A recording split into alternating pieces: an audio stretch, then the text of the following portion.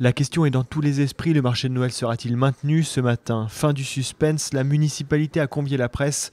La situation sanitaire oblige la mairie à prendre une lourde décision. Deux scénarios étaient envisagés, l'un avec 300 chalets, l'autre sans aucun chalet, donc sans marché de Noël. Depuis quelques jours, je l'ai dit, la situation sanitaire s'est dégradée. Et par ailleurs, ce que nous avons constaté, c'est que à Strasbourg, un certain nombre de mesures peuvent être prises, mais que dans le reste de la France et même dans le reste de l'Europe, les chiffres augmentent et les restrictions sont de plus en plus fortes. J'ai pris la décision de privilégier le scénario sans chalet, vous l'avez compris, c'est-à-dire bien sûr maintenir Strasbourg capitale de Noël. Ça veut dire évidemment garantir le plus possible, et encore plus dans cette période difficile, une ambiance, un esprit de Noël.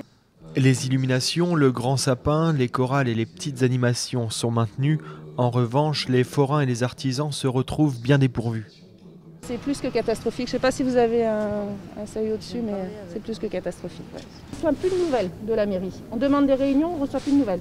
Ça fait une semaine que justement le plan n'a pas été. Depuis le début, ça ne va pas. Je pense que ce qui était le pire, c'est de vous laisser tous et toutes dans l'incertitude pendant encore des semaines et de vous dire qu'il va y avoir un marché avec des chalets. Mais quitte à attendre encore 15 jours, Madame le maire, on attendra. Et qu'au dernier moment, il soit annulé.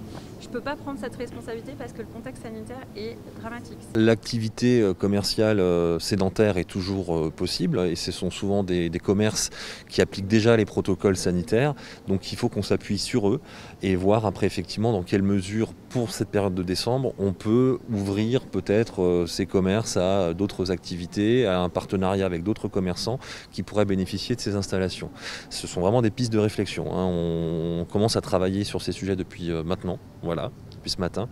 Et après, il y a d'autres réflexions sur les forains, sur comment leur proposer d'autres moments dans l'année, d'autres moments, d'autres événements dans lesquels on peut les intégrer, parce qu'on continuera à travailler au maintien des événements comme on le fait depuis notre arrivée au pouvoir au mois de juillet.